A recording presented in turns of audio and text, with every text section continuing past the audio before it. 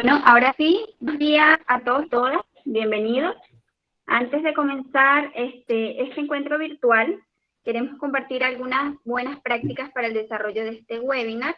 En primer lugar, invitarlos a mantener sus micrófonos en silencio, los que tengan buen internet, sus cámaras encendidas para poder verlos, y desde ya dejarlos invitados a ir escribiendo sus dudas, consultas y sugerencias en el chat. Ahí el equipo de la Fundación va a estar compilando todas estas preguntas para que luego al final de la actividad el ponente las pueda responder. Dicho esto, los dejo ahora sí en manos de María Isabel, quien es la presidenta ejecutiva de la Fundación Carlos Leal Espantoso. Bienvenido y esperamos que este webinar sea de gran aprendizaje para todos y todos los que nos encontramos reunidos esta mañana. Isabel, adelante, estamos en tus manos. Muy buenos días, sean bienvenidos todas y todas a este webinar, Formación Cívica y Participación de los Trabajadores. Estoy con un poco resfriada, así que van a tener que aceptar la tos, que no los va a contagiar en todo caso. La pandemia que aqueja el mundo, y particularmente nuestro país, nos ha hecho que entrar en una crisis que atañe cada espacio de nuestras vidas, y el mundo laboral es uno de los espacios que se ha visto más impactado en la contingencia actual.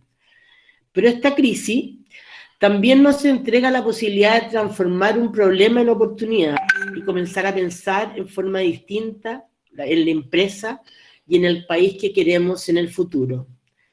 Desde la Fundación hemos observado distintas prácticas, pese al distanciamiento, que se están gestando al interior de las organizaciones. Vemos más nivel de empatía, comprensión, mejores liderazgos, mayor consenso, una comunicación más transparente, más bidireccional, comités de crisis que se están realizando, antes se realizaban todos los días, ahora se están realizando 3 o 4 veces por semana, por lo tanto hay mejor diálogo al interior de las empresas.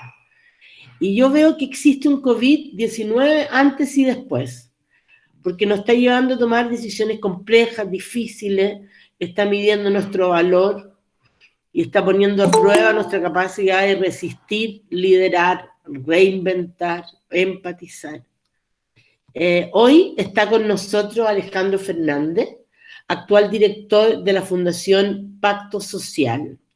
Él fue jefe de la División Reinserción Social en el Ministerio de Justicia, fue director ejecutivo del Instituto de Estudios de la Sociedad, es productor ejecutivo de un documental que se llama La Ruta de la Felicidad, y fue jefe de gabinete de la ministra de Mujer y Educación, y es abogado de la Universidad Católica.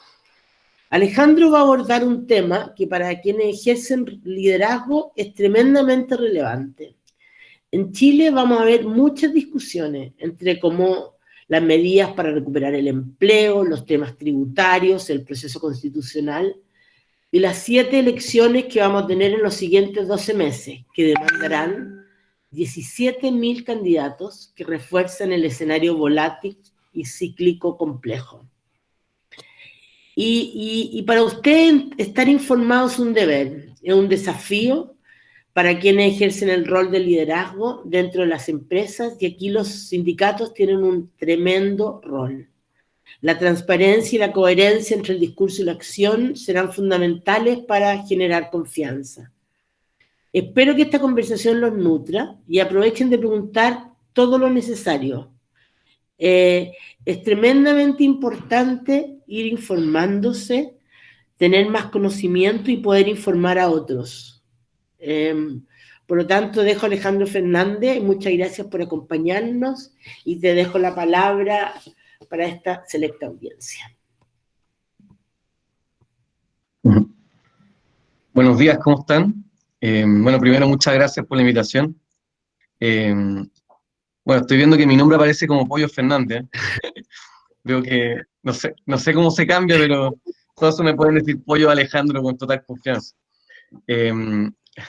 La idea, como decía María Isabel, es poder repasar algunos conceptos del tema constitucional, algo del plebiscito, y en particular algunas cosas relacionadas con el trabajo. No tenemos como propósito ni persuadir hacia un voto en apruebo o rechazo. La idea es que sea, ojalá, una discusión lo más objetiva, neutral posible, y simplemente que acá todos se puedan ir informados y cada uno tomará legítimamente sus decisiones. Voy a compartir la pantalla. A ver.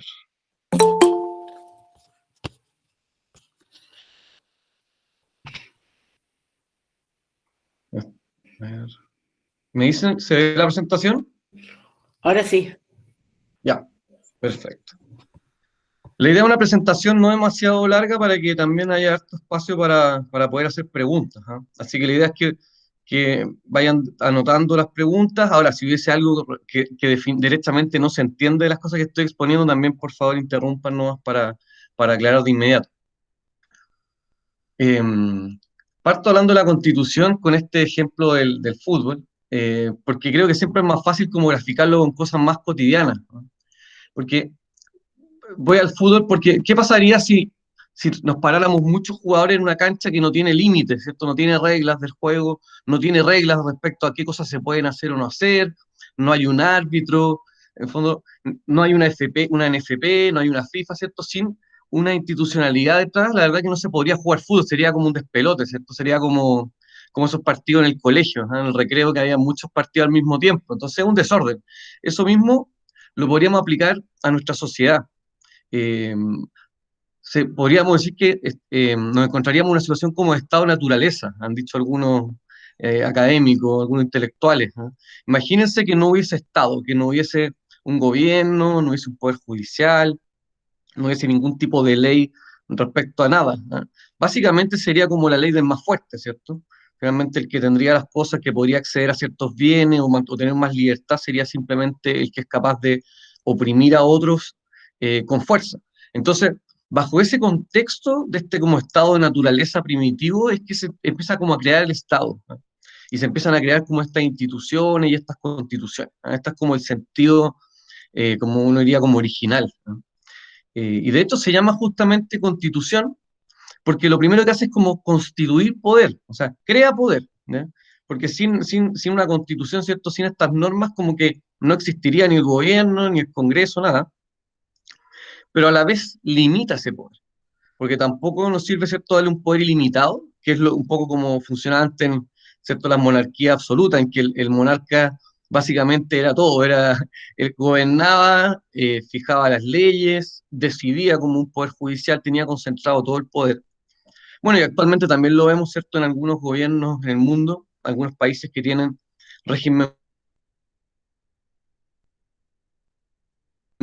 pero justamente la idea entonces de las constituciones, uno diría como constituciones modernas, de países democráticos, es establecer límites, ¿no?, a ese poder. ¿Y cómo lo hacen? En general, con dos mecanismos, diríamos. Por un lado, la Constitución le dice exactamente y estrictamente qué es lo que puede hacer un órgano del Estado, ¿cierto? El gobierno, el presidente, el Congreso, ¿ya?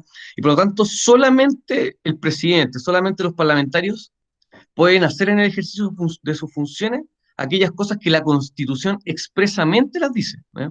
O las leyes que deriven de la Constitución, ¿ya? Que haga un mandato, la Constitución diga, y esto se va a regular en una ley. Bueno, todo ese marco, digamos, es la cancha de la cual se puede mover, digamos, los órganos del Estado. Esto es justo lo contrario a las personas, digamos, como nosotros, ¿cierto? Los individuos que nosotros tenemos, al contrario, nosotros somos libres para hacer, uno diría, comillas, lo que queramos, salvo aquellas cosas que están expresamente prohibidas, ¿cierto?, en la ley, ¿no? Que en algunos casos pueden ser incluso, ¿cierto?, constitutivo de un delito, ¿no? Nosotros podemos hacer lo que queramos, pero no podemos matar a alguien, ¿cierto? Ahí hay un homicidio, no podemos llegar y andar en el auto corriendo sin respetar los semáforos, porque también hay reglas. Entonces, pero nosotros al revés, nosotros podemos hacer, en principio, como digo, lo que queramos, y solamente nos limitan la Constitución y las leyes. Entonces, esas son, por un lado, entonces le decía, está darle facultad al órgano y expresamente decirle esto es lo que usted puede hacer. Si el presidente hace algo que está fuera de ese marco, está actuando fuera de la Constitución y las leyes, y eso de hecho da para una acusación constitucional, o sea, para sacar a un presidente siempre tiene que enmarcarse, y lo mismo con un parlamentario, con un juez, etcétera, cualquier tipo de órgano. Y por otro lado, la otra forma en que las constituciones garantizan, digamos, protegen al ciudadano, ¿cierto? Y le pone el límite al poder del Estado, es concediendo libertades y derechos, ¿no? Ciertos derechos, los vamos a ver más adelante, que justamente son un límite al Estado. O sea, uno dice, no, aquí usted no puede hacer tal acción porque está vulnerando mi libertad y mi derecho, ¿ya? Entonces, finalmente, como digo, se trata del poder, ¿no? De cómo se constituye poder, cómo se limita el poder.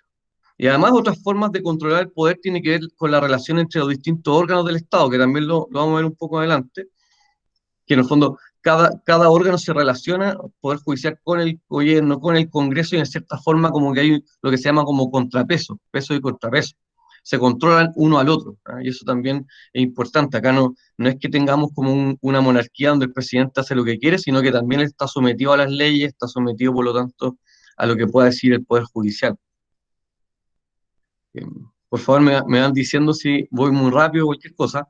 Otro ejemplo concreto, digamos, puede ser también una empresa, ¿cierto? Una empresa también tiene cierta estructura. No es lo mismo porque, como les decía, la Constitución lo propio es el poder, pero sí en términos como de regular cosas, ¿cierto?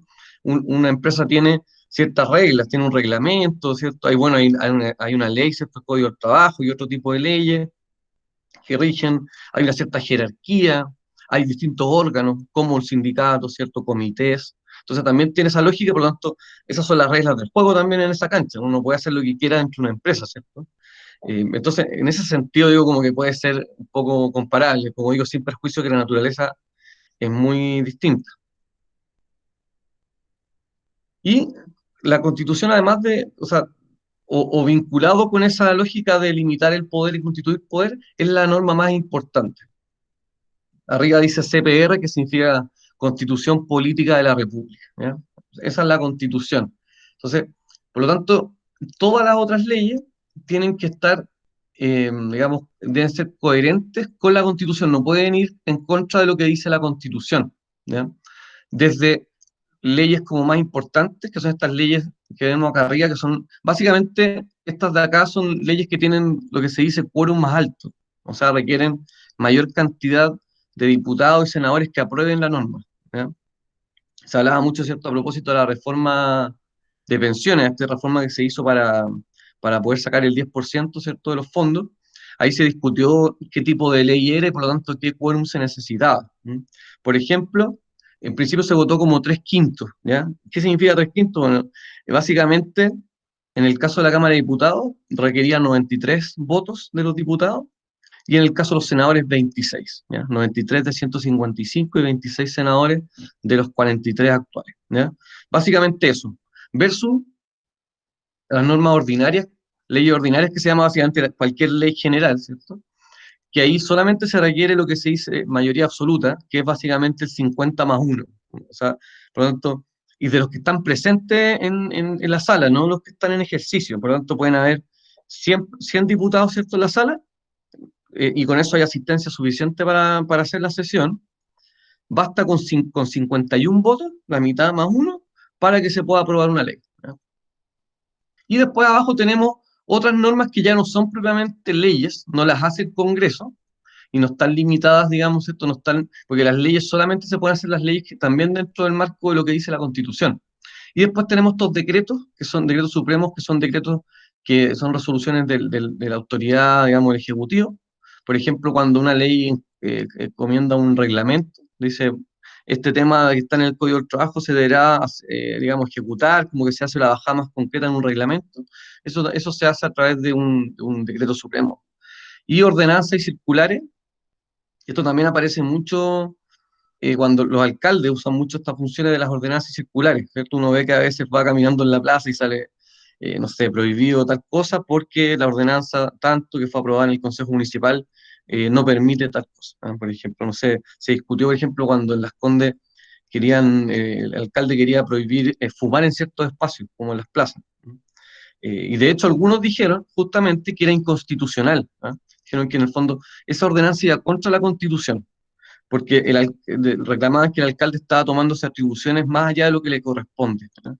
Y ahí se discutió y de hecho se presentó un recurso y finalmente los tribunales decidieron que si era constitucional tenía derecho a poder regular o a limitar esa posibilidad de fumar. porque además hay otro derecho, además del derecho, digamos, a la libertad que tenemos las personas para poder fumar, también ahí está el derecho a un ambiente libre de contaminación. Entonces también hay otros derechos, está el derecho a salud también, hay otros derechos en juego, por lo tanto se consideró que actuaba dentro digamos, de su ámbito de competencia.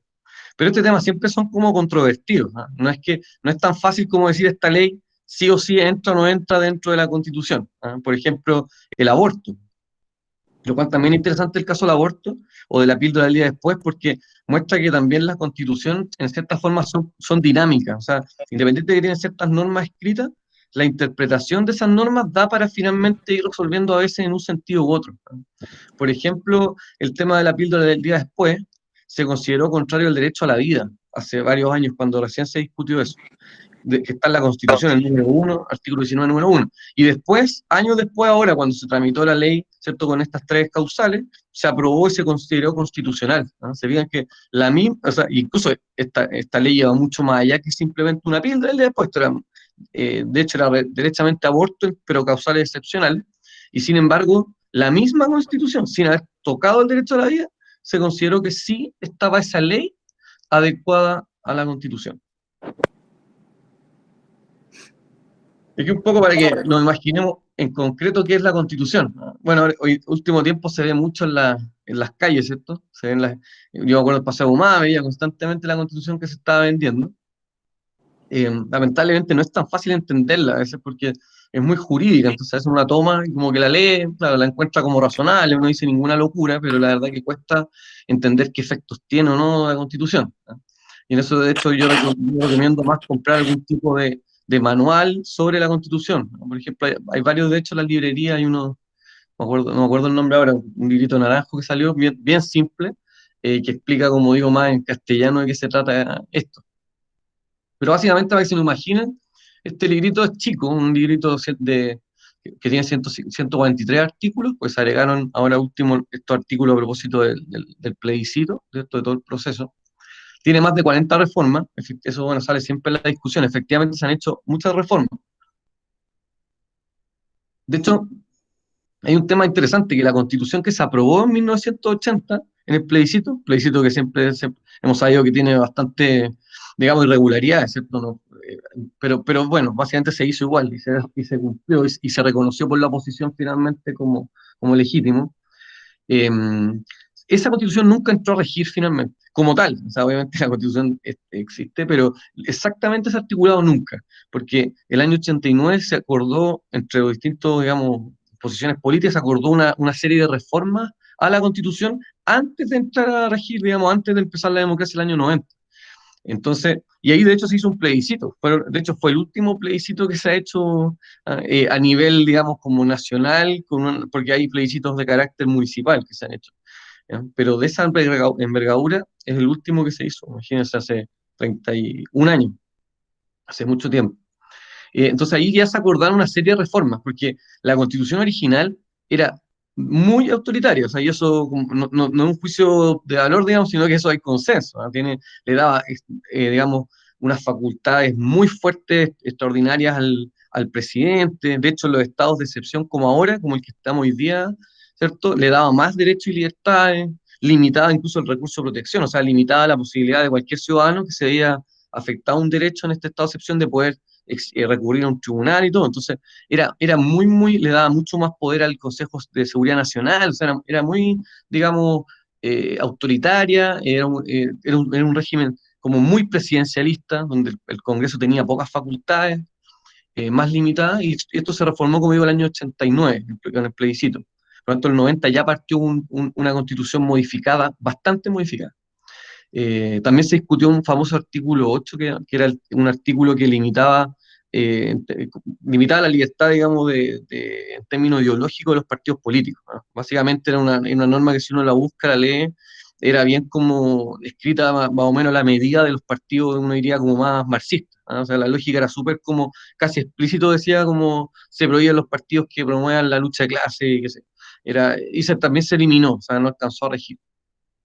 Y después el famoso reforma del 2005, ¿cierto?, que también fue muy importante. Como digo, han habido muchas entre medio, pero la del 2005 fue muy emblemática, que fue ¿cierto?, la de Ricardo Lagos, que de hecho como siempre le dicen constantemente, ¿cierto?, ahora a los parlamentarios más oficialistas, que él firmó incluso la Constitución como una Constitución nueva, de hecho, y lo firmaron los ministros, donde hubo hartas reformas, efectivamente, se hizo unas reformas profundas, la Constitución quedó mucho más democrática, se dieron más facultades al Congreso para poder controlar a la facultad del presidente, se hizo cambio en el Tribunal Constitucional, o sea, una serie de reformas, pero la única, uno diría como más emblemática que no se logró acordar fue el tema del binominal, que quedó pendiente y que de hecho se ha sabido, digamos, que el presidente de ese momento, Lagos, en un momento no quería aprobar la reforma, no quería llegar a ese acuerdo político porque faltaba el binominal, que efectivamente es muy relevante, digamos, como una piedra bien angular, porque finalmente afectaba en términos de las mayorías que estaban en el Congreso, entonces tenía un efecto importante, obviamente, el binominal. Entonces, esa fue, pero como digo, fue una reforma bien importante, se le quitaron facultades al Consejo de Seguridad Nacional, que era un consejo que participaban digamos, las Fuerzas Armadas y otros órganos más, y tenían ciertas facultades. También se dejó antes, digamos, o sea, lo digo al revés, las Fuerzas Armadas pasaron a depender del poder civil, básicamente del presidente. El presidente puede remover autoridades, antes no lo podía hacer, o sea, tenían un nivel de fuerza realmente como, digamos, muy inusual, que en general las constituciones de los países democráticos no tienen. En general siempre dependen de la autoridad civil del presidente. Eh, Así que esa fue como una segunda paquete, bueno, y ya han venido, como digo, una serie de otras reformas, ¿no?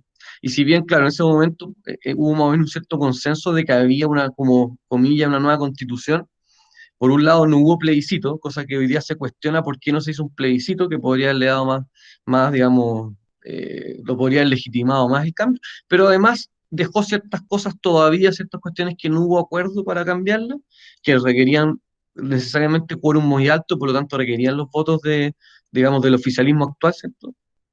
En ese tiempo Alianza por Chile, creo. Por lo tanto, hubo cosas que sí, que siguieron estando y que todavía legítimamente muchos estaban, digamos, querían cambiarlas, ¿no? Y no pudieron tocarlas.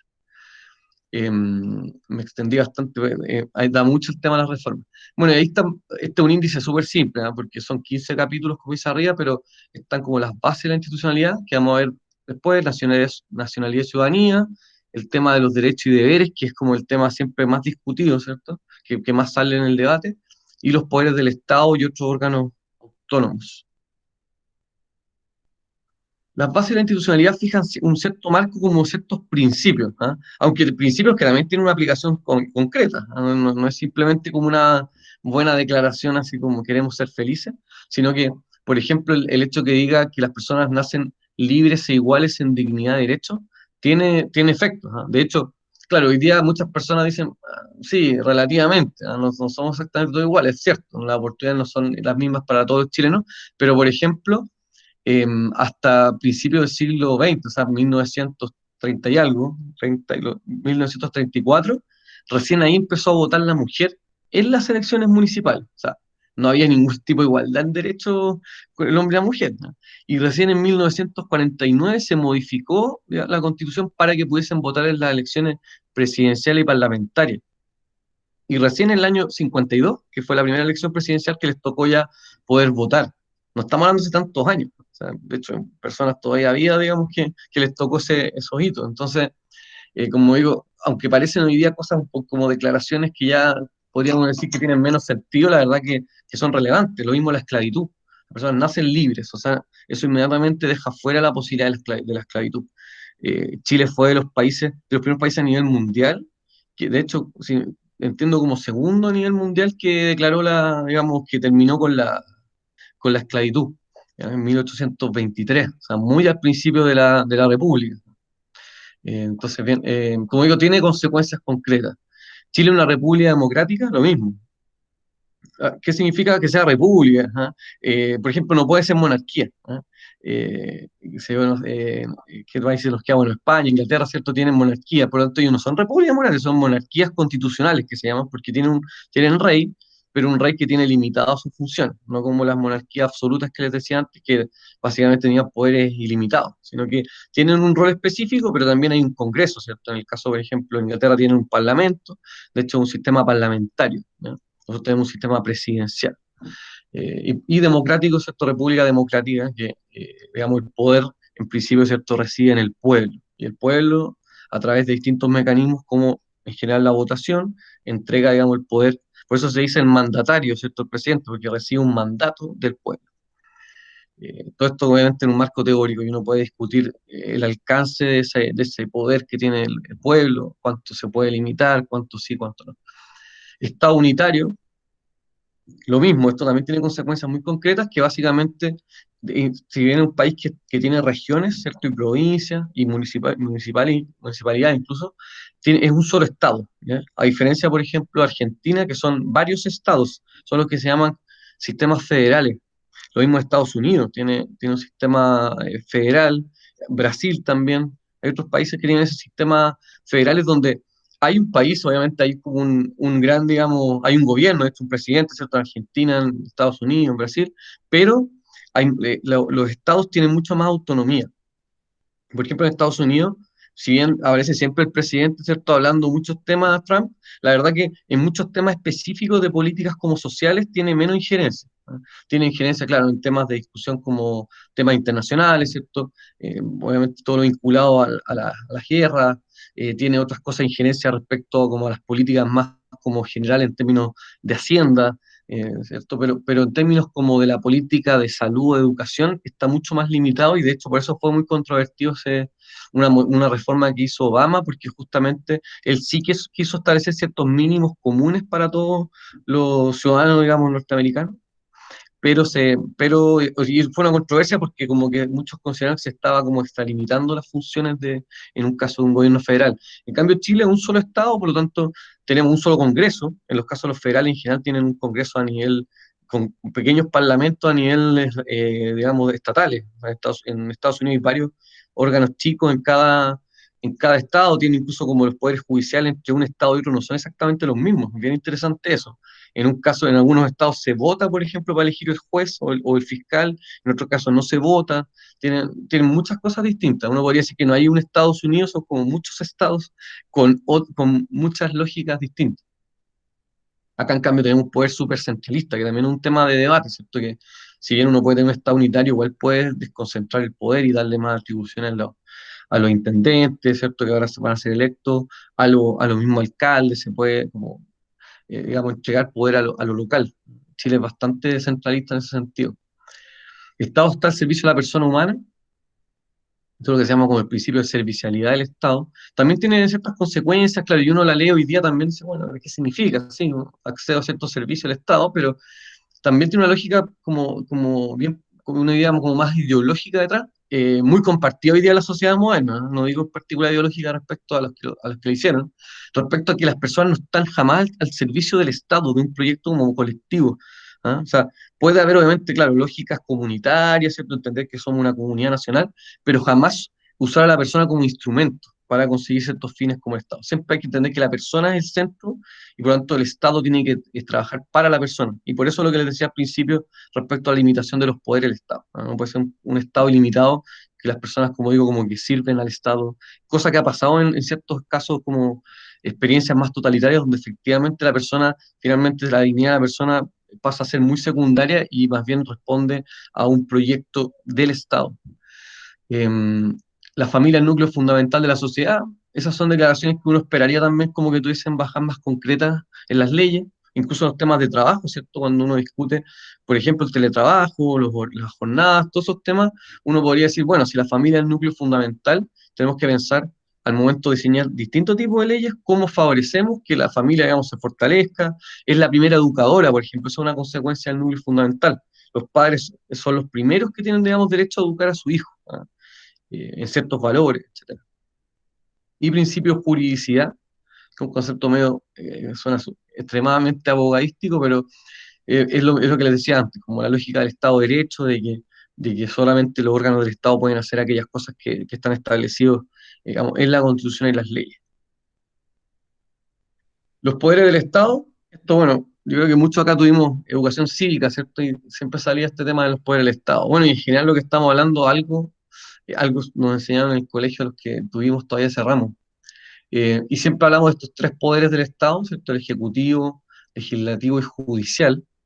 No quiero confundirlos mucho más, pero pero, por ejemplo, los sistemas parlamentarios, uno diría que el Ejecutivo está más bien como dentro del Legislativo, como que está vinculado, ¿no? O sea, el primer ministro viene desde el Congreso, es una lógica distinta a esta que acá tenemos como claramente separado, ¿cierto? Tienen un edificio separado, tienen otras formas de elegirlo, otras facultades como claras, mucho más limitadas.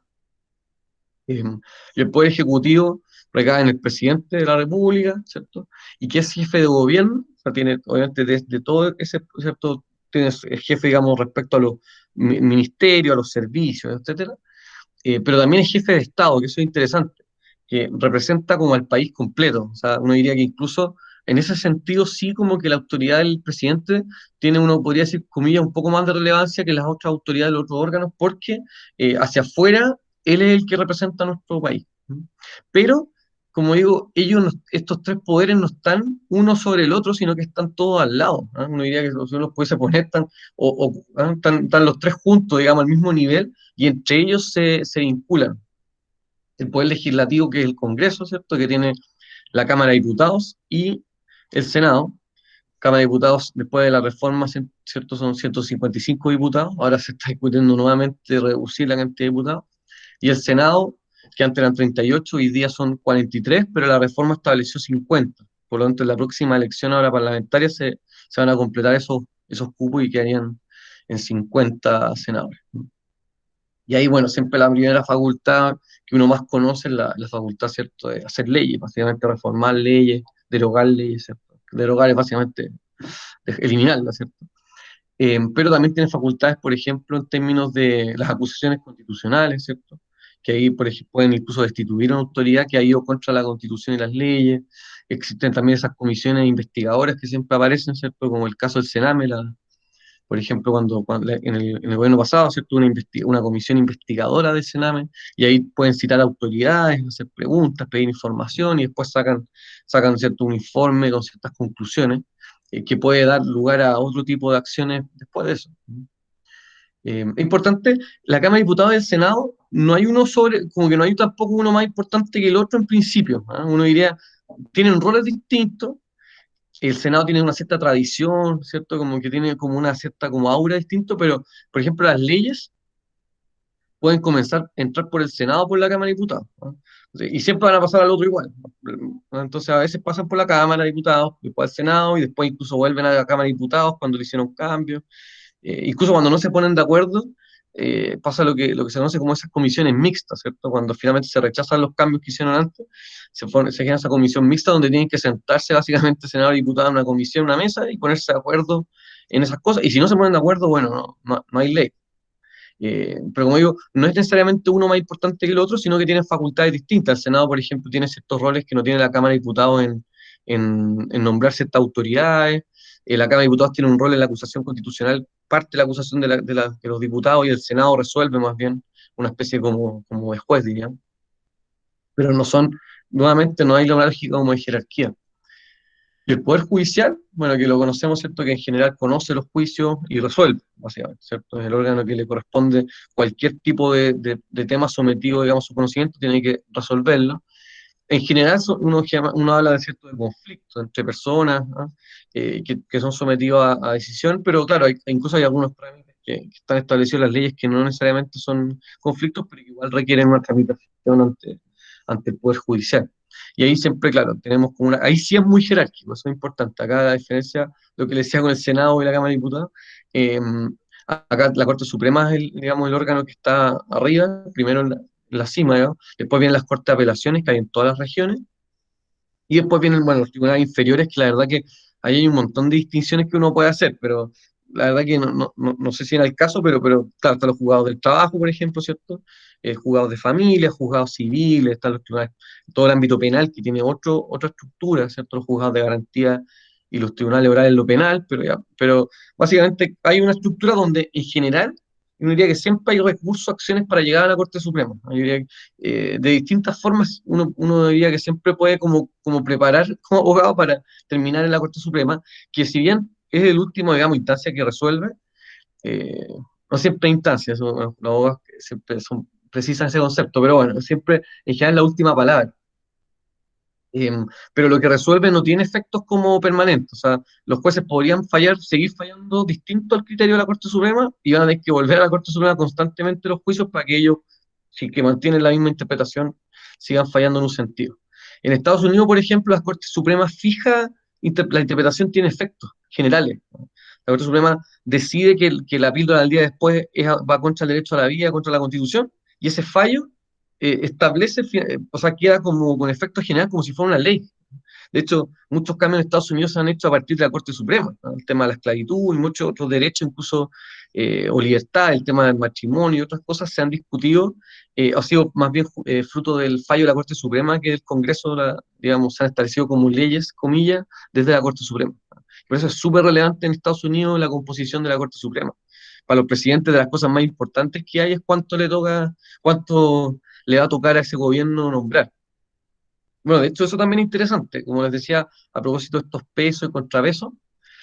Por ejemplo, para nombrar un ministro de la Corte Suprema, operan los tres órganos, ¿no? O sea, el Poder Judicial primero arma una propuesta, ¿cierto?, al presidente. El presidente de esa propuesta elige uno que lo envía al Congreso y el Senado tiene que aprobarlo, si no me equivoco, por 2/3. O sea, los tres órganos actúan, ¿no? Y eso permite generar cierto equilibrio, por ejemplo, que no pase que una autoridad del gobierno, ¿cierto?, un presidente de turno le nombra solamente ministros de la Corte Suprema que son políticamente, ideológicamente más cercanos a su postura. Esto, en cierta forma, permite un equilibrio, ¿no? Y además los 2/3 del Senado también obligan a que haya un acuerdo más transversal.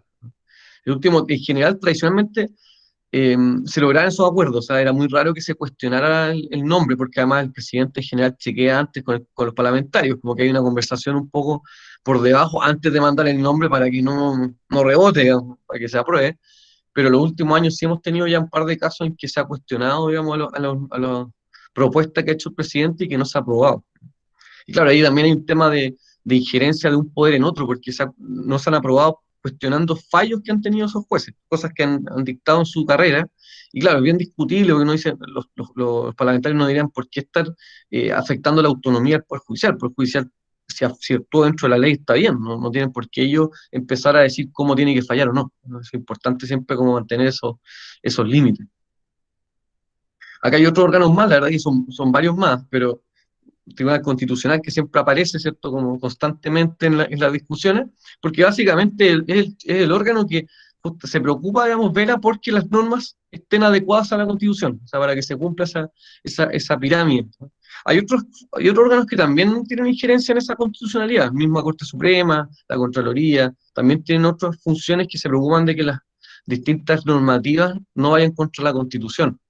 Eh, claro, y el Tribunal Constitucional tiene tal nivel de importancia hoy día que muchas veces las leyes que están aprobadas en el Congreso, por ejemplo, hay un caso de la ley del CERNAC, que como decía en esa ley era como ponerle dientes, ¿cierto? Darle más atribuciones, una especie como de superintendencia que pueda conocer temas, pero también sancionar directamente y no tener que, finalmente el CERNAC lo que hace es tomar la denuncia y lo lleva a los tribunales. Entonces, se le quería dar más atribuciones y eso el Tribunal Constitucional lo declaró inconstitucional.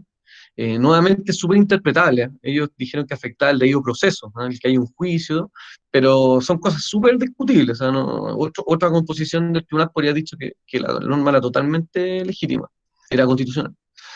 Y claro, lo que hace finalmente es se cambia la ley, o sea, le saca esa parte de la ley, por lo tanto tiene un efecto súper importante. O sea, pese a que hubo 155 diputados, 43 senadores que conocieron el tema, lo discutieron y lo votaron, el tribunal tiene, digamos, un rol ahí. Ahora, uno no tiene por qué decir que derechamente es malo. De hecho, en general en el mundo hay tribunales constitucionales, y en los casos que no está el Tribunal Constitucional, la Corte Suprema cumple el rol como de Tribunal Constitucional. Y por lo tanto es súper común, esto se hizo, de hecho, el Tribunal Constitucional, si no me equivoco, fue en el gobierno de Frei Montalva que se creó el Tribunal Constitucional, entró a regir al principio el gobierno de Allende, después, bueno, quedó sin funciones un periodo, volvió con otras funciones, pero en general es razonable que existan órganos que protejan efectivamente que se cumpla la Constitución, porque si no al final se transforma en letra muerta. Y porque además la Constitución protege a las minorías, eso es bien interesante, porque ¿qué pasaría si en un momento hay un Congreso que gana por ejemplo, una coalición política gana pero arrasa? Podría modificar muchas cosas que podría efectivamente afectar a otras personas sus derechos y libertades. Entonces, digamos, el Tribunal Constitucional justamente va a velar que esas libertades que están en la Constitución sean protegidas y que ni siquiera la ley las pueda afectar. Eh, por ejemplo, si la mayoría en el Congreso se le ocurriera, no sé, terminar con el homicidio, decir, ¿sabes que el homicidio no va a ser un delito? Una tontera, pero es una ley, están todos de acuerdo, ¿sabes qué más? Que cada uno se pueda defender como quiera, ¿cierto? Y si quiere disparar, digamos, se puede defender, y ni siquiera defender, quizás incluso matar, digamos, hacer justicia por sus propias manos, eso sería inconstitucional. O sea, incluso ahí como que si bien hay un acuerdo democrático, uno diría, pero igual va contra el derecho a la vida que está en la Constitución y por lo tanto es probable que un tribunal lo declararía inconstitucional. O sea, también resguarda, digamos, cosas relevantes, ¿no? Pese a que muchas veces en la discusión pública se transforma como en el malo de la película. La Contraloría, que en general fiscaliza al Estado, no debe tenerme tanto más para poder avanzar. El Ministerio, a ver, igual, van a tener que acelerar un poco. El Ministerio Público también, que es la Fiscalía, ¿cierto? La que investiga, digamos, investiga y ejerce la acción penal pública, ¿cierto? La que persigue los delitos, básicamente, investiga.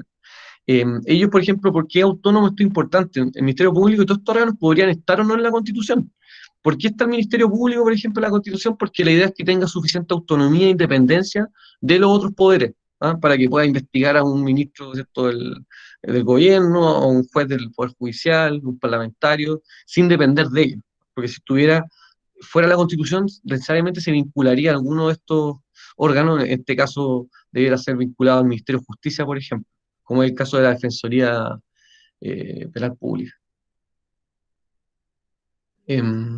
Este otro ámbito que lo voy a desarrollar después un poco más a propósito de la empresa, si es que alcanzo, que son ciudadanos, bueno, chilenos, que tengan 18 años de edad, ¿cierto? Antiguamente era 21 años, esto se ha ido bajando, incluso ahora se ha discutido si se podría bajar más, y que no hayan sido condenados a pena fictiva, que son en general delitos más graves. Y lo principal que otorga el derecho a sufragio y la posibilidad de optar a cargos de elección popular. El derecho a sufragio hasta hace, claro, el primer gobierno de Piñera, no me acuerdo exactamente el año que fue la reforma, era el voto obligatorio, ¿cierto? Para las personas que estaban inscritas en los registros electorales, eso se modificó y hoy día es voto voluntario, ¿no? Pero están todos automáticamente inscritos, o sea, uno no tiene que hacer ningún trámite, uno va y vota cuando quiera. Y esto también se ha discutido, ¿no? Hay algunos que se han arrepentido un poco del cambio, han dicho, bueno, la verdad que mejor que todos votaran, fuera obligatorio y podríamos como legitimar más la institución. Los derechos que les comentaba, eh, estas son esas libertades y derechos que le dan, como digo, al individuo, digamos, le otorgan cierta como protección respecto al Estado principalmente, incluso respecto a otras personas, organismos, ¿no? Por ejemplo, la libertad de expresión, ¿no?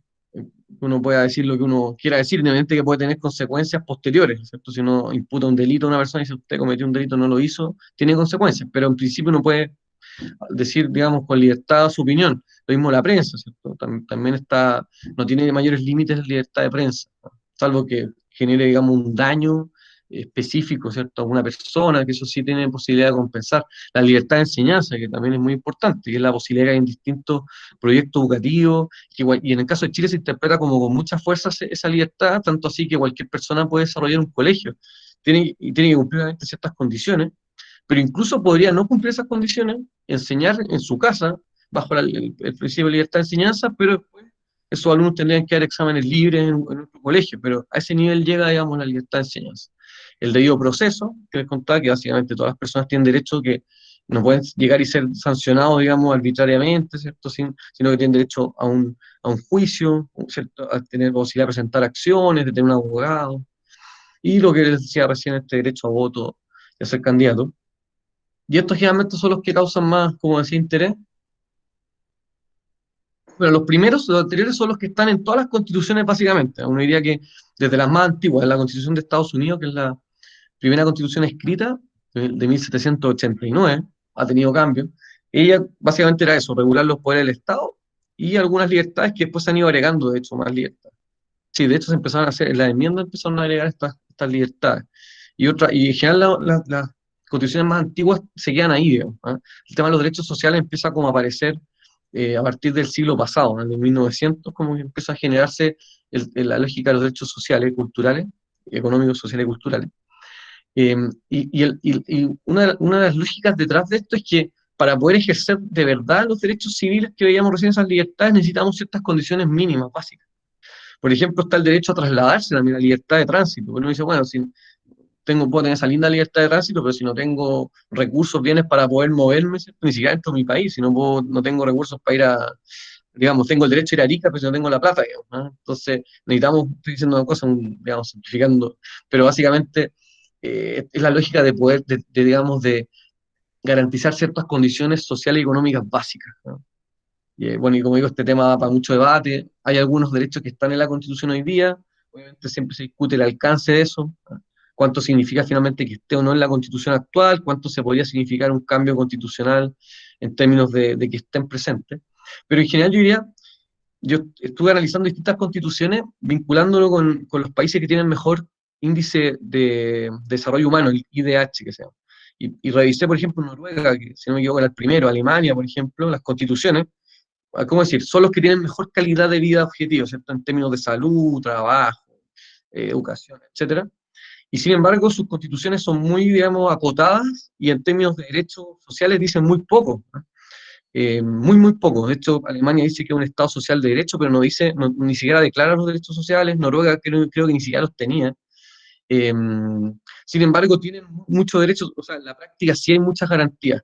Al revés, tenemos constituciones gigantes, como enciclopedias como la de Ecuador, la de Venezuela, Bolivia, que tienen muy desarrollados los derechos sociales, muy desarrollados, y uno lo lee, claro, dice esta cuestión tiene una cantidad de garantías, y sin embargo, si uno mira efectivamente la realidad, o sea, el derecho a salud claramente en Alemania, que no está en la Constitución, es mucho mejor que el de Ecuador, Bolivia o Venezuela, que sí está. Entonces, no quiero decir que no tenga relevancia que esté, ¿eh? O sea, tiene consecuencias que esté ahí, ¿eh? Y creo que, de hecho, puedo dar mi opinión, que creo que es bueno que estén en la Constitución, quizás no tan regulados como el caso de Ecuador o Bolivia, que al final creo que no tiene mucho sentido, que la Constitución debería ser más votada. Pero tiene cierta relevancia que estén efectivamente, y la forma que estén también, la forma que se redacten, da mayor o menor amplitud después para hacer las políticas públicas, que es un poco lo que se discute hoy día, que la forma que están redactadas algunos derechos sociales limitarían algunas posibilidades de hacer ciertos cambios, ¿no? Que pueden ser cambios buenos o malos, ¿no? Yo como que no tomo una postura respecto a esos cambios, pero efectivamente pone un marco en la Constitución, o podría no ponerlo, ¿no? Y en ese sentido hasta puede ser más favorable no poner esos derechos porque darían más libertad después al Congreso y al presidente de ejecutar, como que son temas bien discutidos.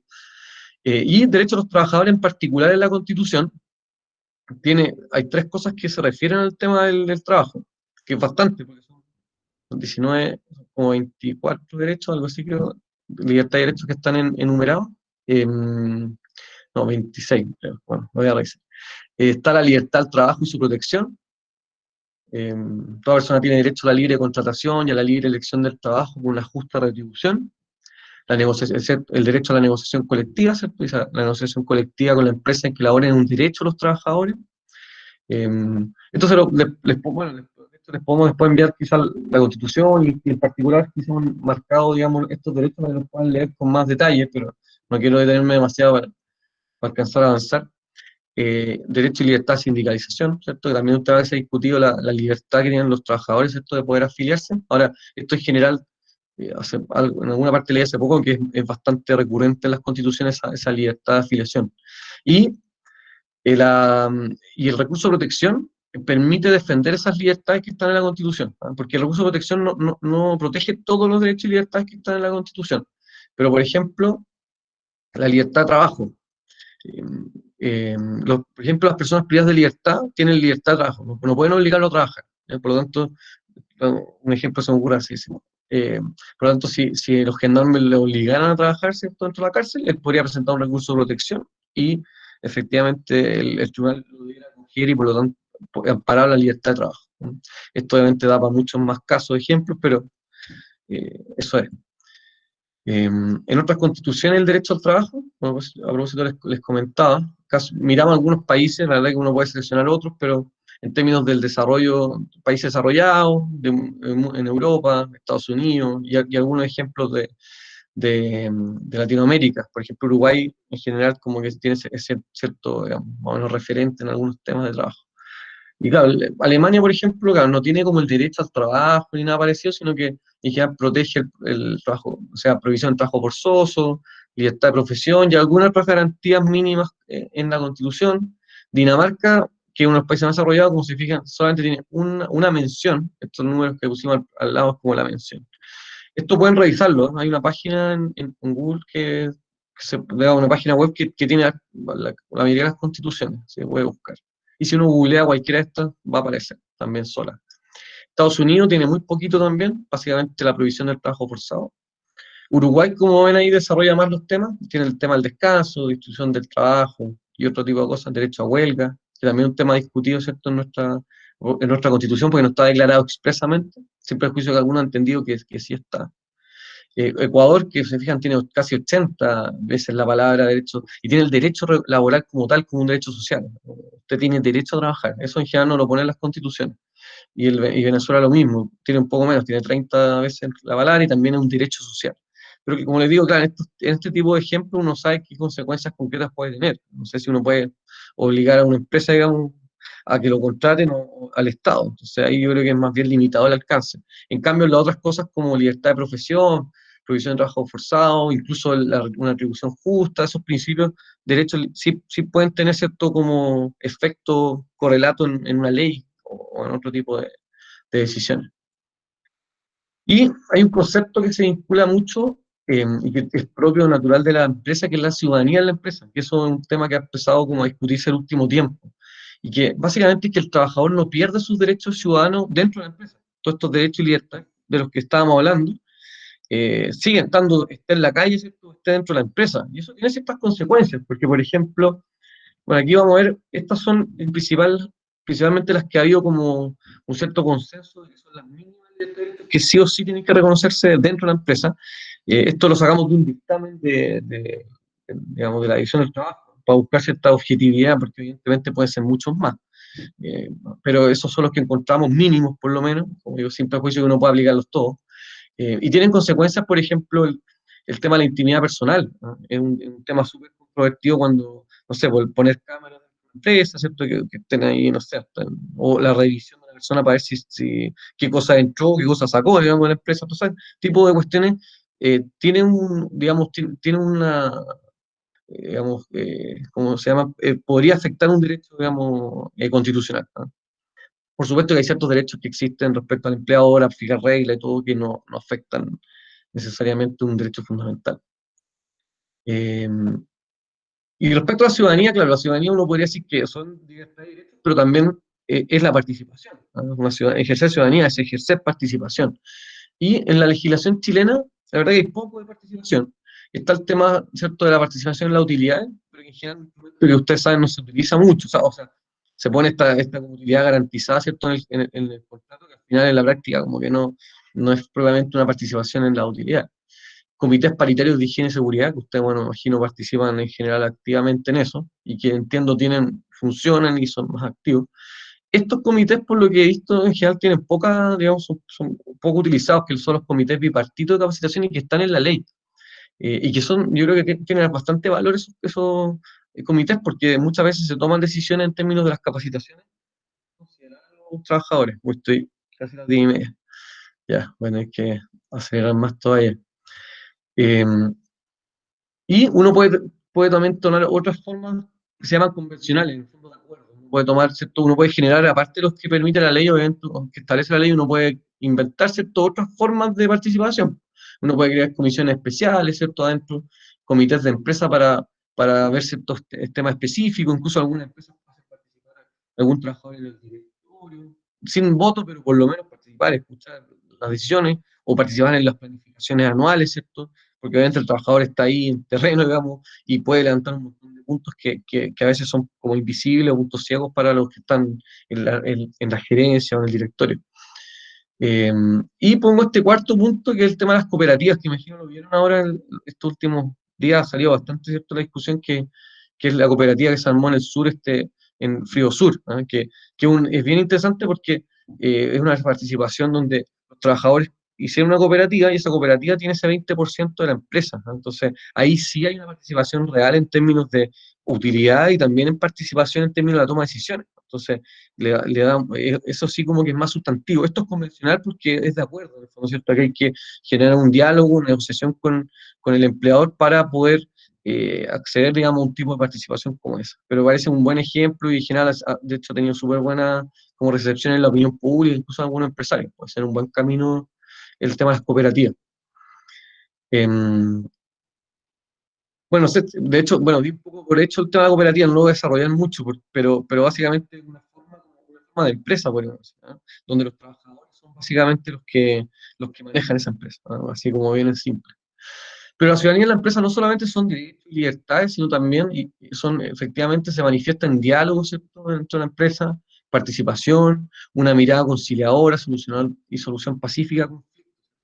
La ciudadanía es también eso, ¿cierto?, dialogar para resolver las cosas, sobre todo promover que hay un diálogo constante, no solamente con el empleador, ¿cierto?, sino que también entre los trabajadores, ¿no? Un diálogo mucho más permanente, y que además el diálogo con el empleador no sea solamente en el contexto de la negociación colectiva, sino que pueden haber instancias, como decíamos, mucho más permanentes o específicas por ciertos problemas que se puedan levantar.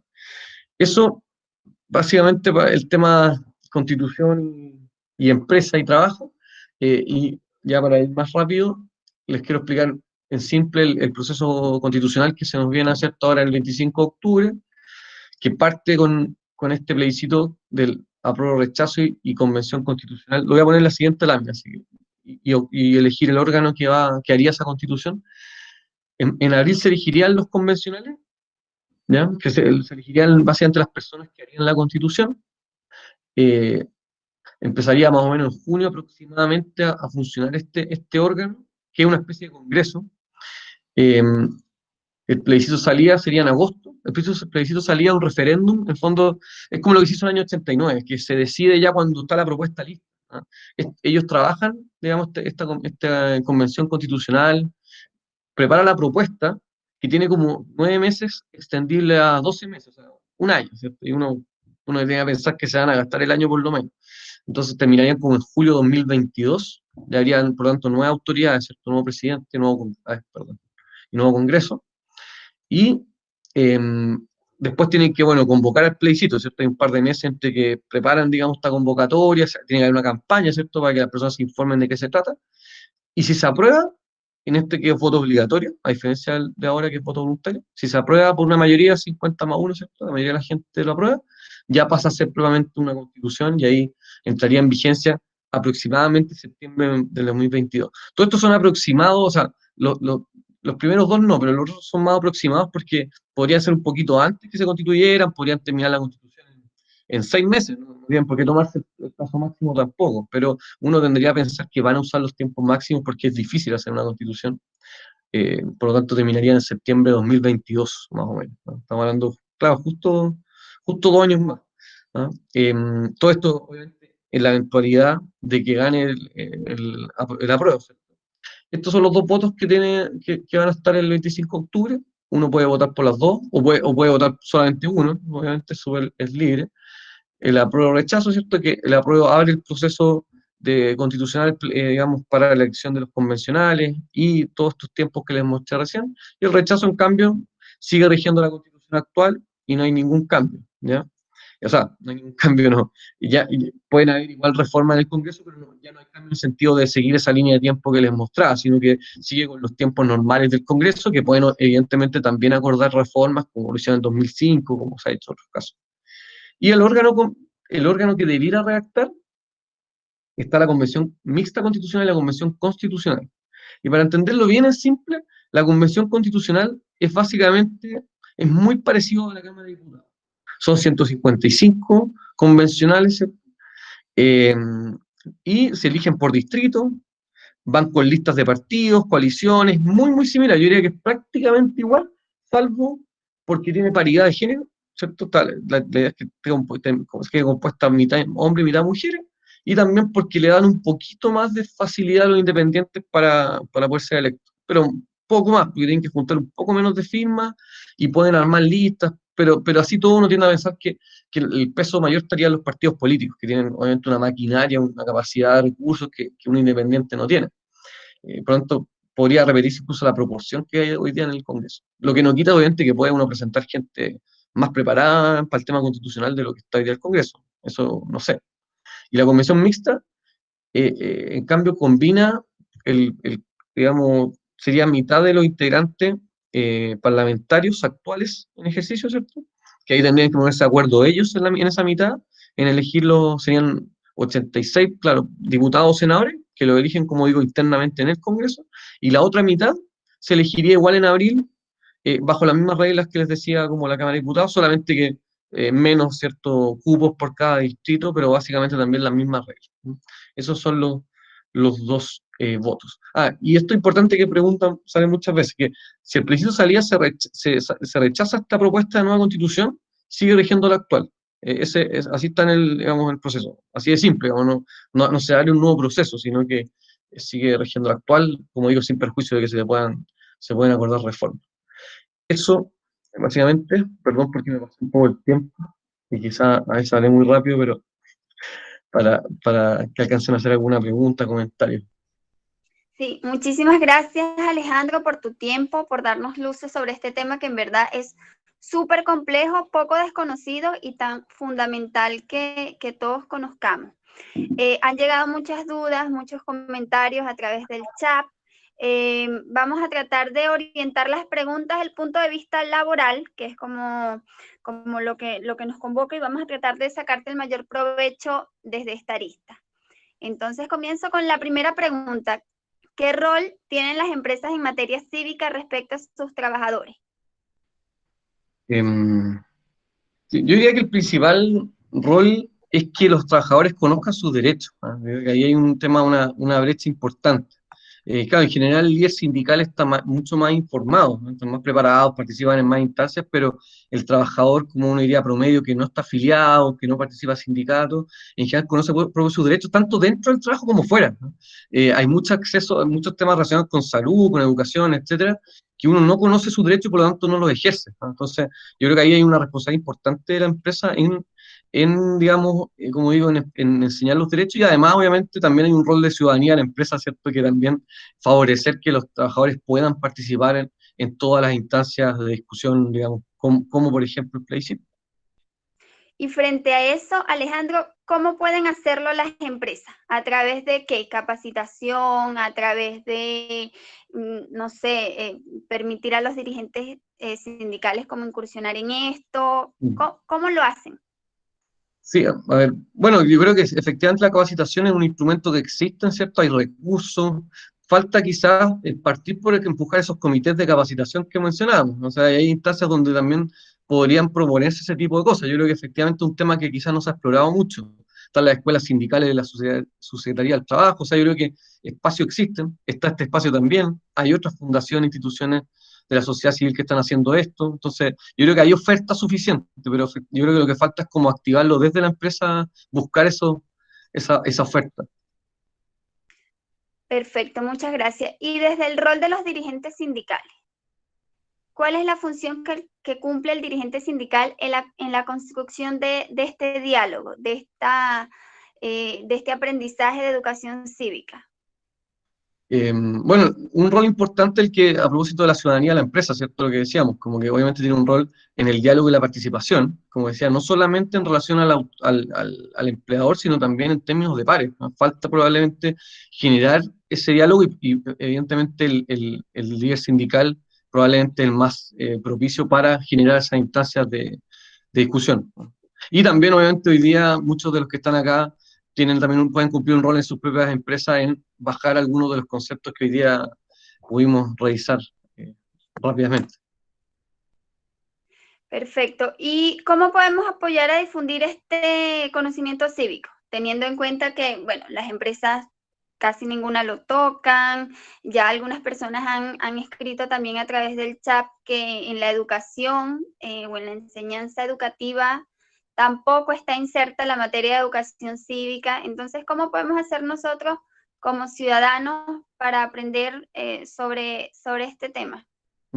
Sí, efectivamente es difícil. Lamentablemente ni partidos políticos, por ejemplo, han hecho el trabajo de explicar esto, siendo que ellos acordaron, ¿cierto?, en noviembre este proceso constitucional y lamentablemente no, más que un eslogan de apruebo o rechazo, no hemos visto mucho más discusión como más o explicaciones, ¿cierto?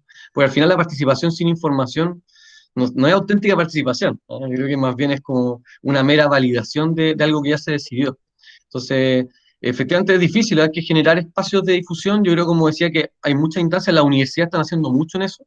De hecho, ahí les puedo también enviar esa información. La Universidad de Chile, la Católica, los Andes y otras universidades, digo, portales, tienen cursos incluso online, y ahí, por lo tanto, yo creo que hoy día hay oferta de contenidos, pero tenemos que generar, como digo, el nexo entre la oferta y la demanda, pero existen instancias y feliz de aportar en eso también. Ya, perfecto. Alejandro, muchísimas gracias. Nos han llegado muchas consultas que no son laborales, así que igual las vamos a anotar. Vamos a enviártela a ver cuáles a las que les podemos dar respuesta, y nos comprometemos a enviárselas vía mail. Así que bueno, eso sería todo por hoy. Yo quiero, bueno, agradecerte, Alejandro, especialmente a ti por abordar este tema, que en verdad, y además haberlo hecho de la manera más imparcial posible. También agradecerles a todas y todos los que nos acompañaron en esta mañana. Recordarles que la próxima semana vamos a abordar un webinar sobre los resultados de una encuesta de los dirigentes sindicales frente a la pandemia, el rol que tienen. Así que bueno, los dejamos también invitados a sumarse a nuestro próximo webinar, y bueno, eso, muchísimas gracias por habernos acompañado esta mañana. Que estén muy bien. Muchas gracias también a ustedes. No, gracias a ustedes, muchas gracias. Estén muy bien. Gracias. Gracias. Bien. Muy bueno el taller. Gracias, Muchas gracias, Gabriel. buenos días a todos. Pórtense bien. Que estén No salgan a bien. hacer Muchas nada. gracias. Cuídense. Muchas gracias, buen día. Ya, ok.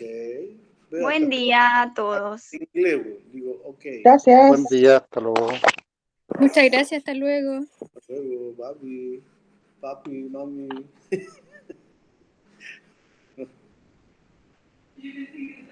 Papi, oye, papi.